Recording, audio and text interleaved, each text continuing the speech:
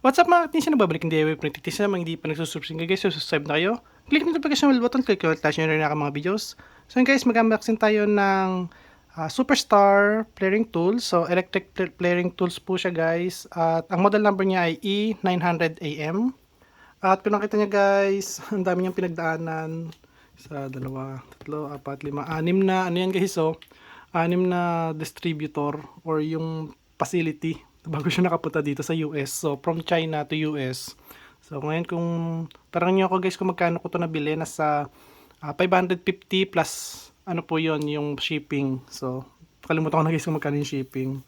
At, ang malapit dyan guys, naka hard cardboard lang siya. Tapos yung mismong box niya. Pero okay lang, basta hindi naman siya, yung alam mo yung na-yuping mabuti, hindi naman kasi yung pinaglagay niya nga na dito sa gilid is matigas to guys. Ang dating yan dito guys sa amin ay almost 1 month. Tagal. Pero okay lang guys. So ngayon, out dito sa video natin, tatanggalin ko yung pinaka nito. Yung pinaka tape, tsaka yung cardboard nito para makita yung mismong case nito guys, okay?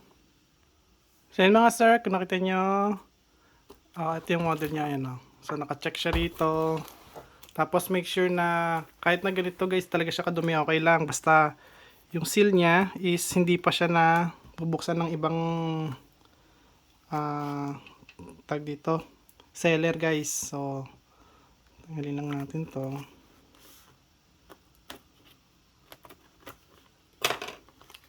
Kasi pag yan nabuksan nila, matik yan, nabuksan na.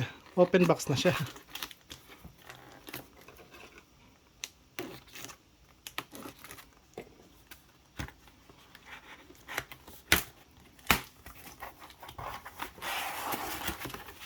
Ito na siya guys.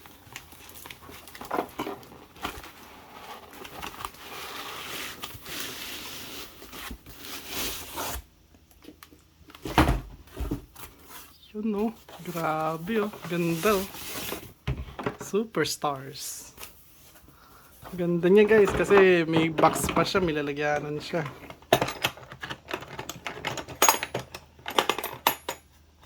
Ang laki ng box niya guys ay tingnan natin. So 6, 7, 8, 9, 10, 11, 12, 13 guys. 12 and a half inches yung laki ng box. So, ayan na siya. Tignan natin para sigurado tayo kung brand new talaga siya or ginamit na. Kasi minsan guys, galing China, alam niyo yung binilik ng customer, so hindi nila ginamit. And then, isasell nila na mas mababang presyo. Meron kasing ganun eh.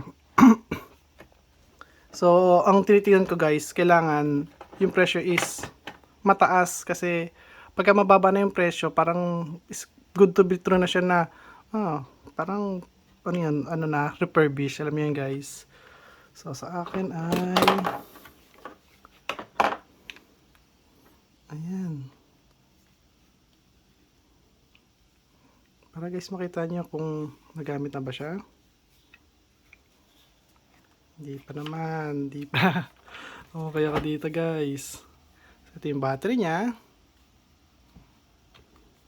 Paano ba ito? Dito. Ayun.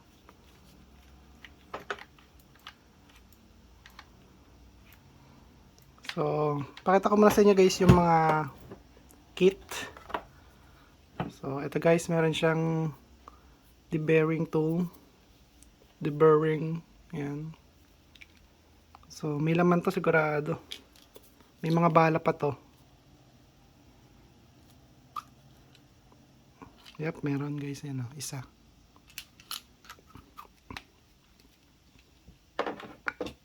Tapos, syempre, charger.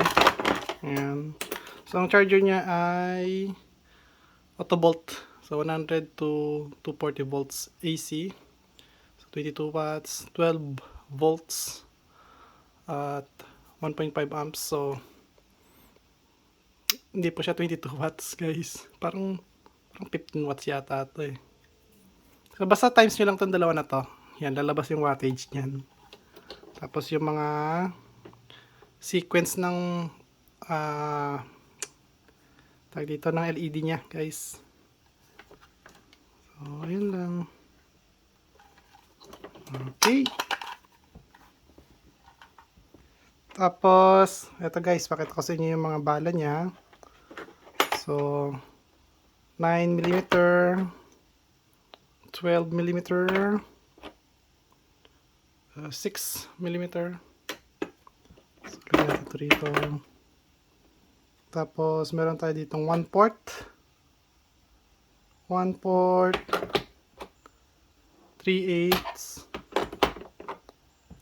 1/2, 5/8, at saka 3 ports. Ito 3/8. Okay, good. So ngayon, gawin natin guys, meron ako ditong 1 port na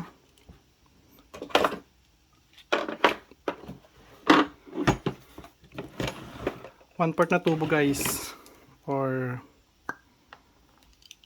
copper tube. So ito guys, lalagay lang natin siya rito.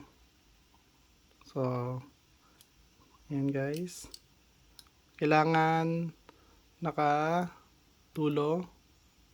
Yan. Tapos ilalagay nyo to. Okay, so papasok nyo siya rito. Tapos higpitan nyo to. And then pipindutin nyo to. Ayan, power lang natin. Ayan guys. So ngayon, pagka na may power na siya, pindutin nyo to guys. Ayan. So, pindutin ko na siya.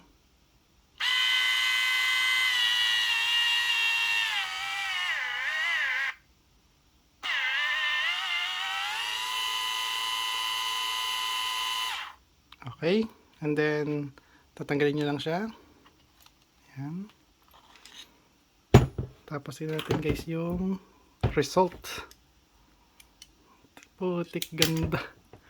Putik ang ganda ng ano niya guys. So, madumi kasi hindi naman natin nilinis guys. Nakita nyo yung mga itim-itim na yon.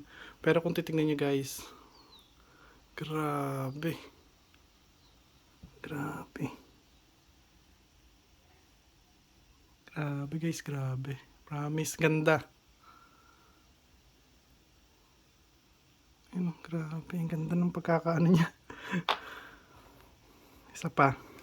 Ayan guys, so kasi tingnan mo, ganyan lang yung ginawa natin, no. Ayan. Yan, ganyan na ganyan lang.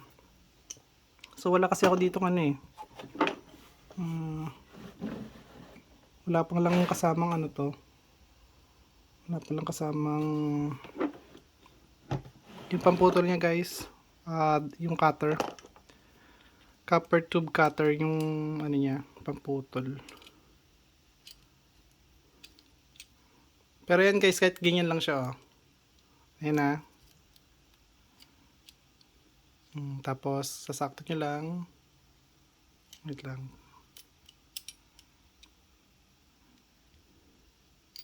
Ayan. Saktong-sakto lang siya guys. Oh. So, hindi na natin, pero naman natin ano to eh, wait lang. I-deburring natin siya guys, para walang dumi. Mas magandang kakalabasan nito.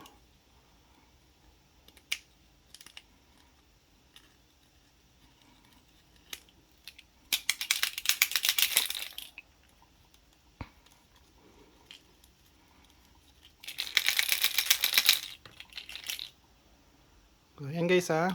Wala na siyang dumi. So ngayon, lagyan natin to.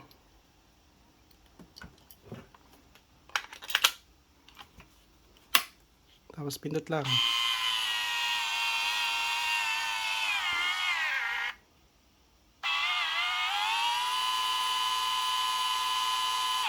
Alright.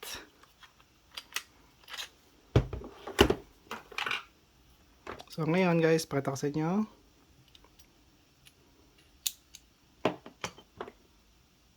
Tada! Kita niyo kung gaano kaganda. So, pagka may maayos kayong tools, guys, ma-achieve niyo yung ganitong kagandang pag-flaring niya, guys. Grabe. Ito, guys, soft, copper tube. Meron ako dito hard na copper tube. So, try natin yon.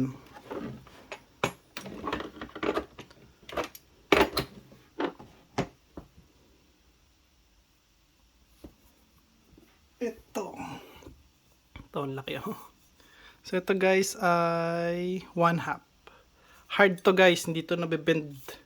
Mahirap siya i-bend kasi hindi naman to pang hindi to pang H-back. Okay, pang plumbing to eh. So, try natin kung kaya nanto. So, 1/2 guys, and 1/2. So, hindi ko na lilinisin guys. Pasok na lang agad yan dito. Ay, hindi siya 1/2. Hindi siya 1/2. Ay, hindi siya 1/2 guys. Ako po. Feeling ko hindi pa tayo makakano ng rito 5/8. Oops. Wala guys. 1 inches. 1 inches. Sorry guys. 1 inches pala to. 1 inches. Kasi hindi kasya sa 5/8 eh. Oh. Diba? Hindi siya kasya sa 5/8.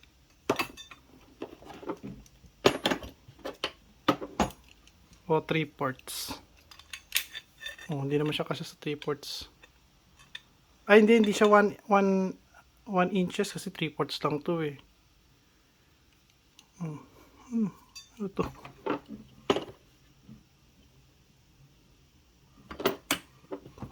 Hindi 12 to. Wala guys, hindi pa na natin 5/8. May susunod pa sa 5/8. Meron pa siya susunod sa 5/8 bago mag 3/4. Wala akong alam sa mga ganun kasi guys eh. Kaya pala hindi siya pwede kasi yun nga pang plumbing to eh. Hindi naman to pang HVAC eh. Kala ko pwede. Kala ko may bala siya rito. Wala guys. So yun lang for now is 1/4. And then bibili na lang ako ng mga tag dito ng mga ibang soft na tag dito copper tubing ng ginagamit sa HVAC. Wala, hindi pa pwede to guys.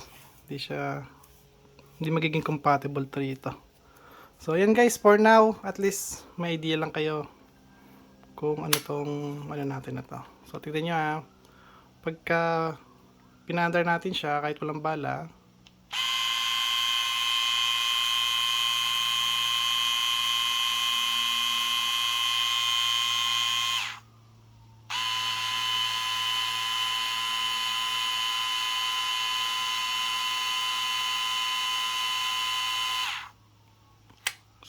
ganun po siya guys, okay? Yan.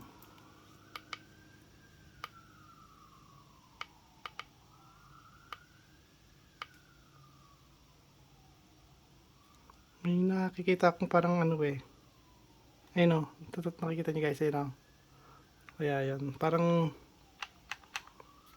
sequence niya lang din eh.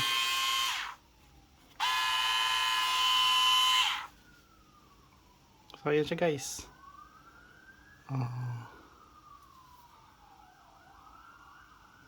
Ayan, Superstars lithium flaring tool. Tapos ayan siya guys, STE900.